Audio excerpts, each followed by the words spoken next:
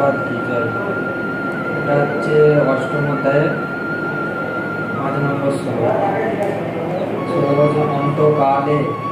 অন্তকালে চ মাম এব শরণ মুক্তা কলবেরম য প্রত্যাস মহাদম জাতি নাস্তি এত সহন। অনুবাদে বলেছে যে মৃত্যুর সময় যিনি আমাকে স্মরণ করে দেহত্যাগ করেন তিনি তৎক্ষণ আমারই ভাবে প্রাপ্ত হয়, এই বিষয়ে কোনো সন্দেহ নাই। মানে ভগবান এখানে বলতে চাইছে যে মৃত্যুর সময় যে আমাকে স্মরণ করবে সেই তাৎপর্যই বলছে এই শ্লোকে। কৃষ্ণ ভবনামিত গুরুত্ব আরোপ করা হয়েছে।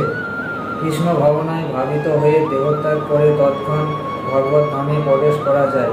পরমেশ্বর ভগবান সকল সিদ্ধির সত্যর মধ্যে সত্যতম, সুতরাং নিরস্তর কৃষ্ণ ভাবনায় মুগ্ধ ব্যক্তি শ্রদ্ধা সত্যর মাধ্যমে শ্রদ্ধাতম হয়ে ওঠেন।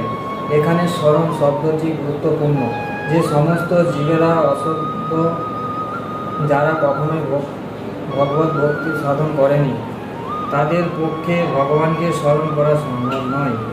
তাই জীবনের সূচনা থেকে কৃষ্ণ ভাবনা অনুসরণ করা উচিত। জীবনের শেষে সত্যতা অর্জন করতে হলে শ্রীকৃষ্ণ শরণাগত করে হয়। তাই সর্বক্ষণ আবিরম ভাবে হরে কৃষ্ণ মহামন্ত্র হরে কৃষ্ণ কৃষ্ণ কৃষ্ণ হরে হরে, হরে রাম রাম রাম হরে হরে কীর্তন করতে হয়। শ্রী চৈতন্য মহাপ্রভু উপদেশ দিয়েছেন যে প্রত্যেকের তরুণ মতো সেবত হওয়া উচিত।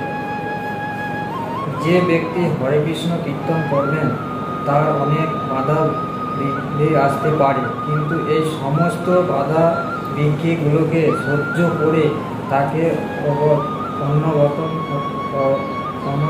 হতে হবে।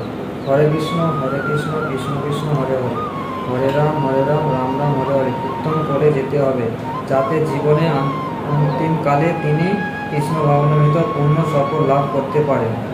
হরে কৃষ্ণ।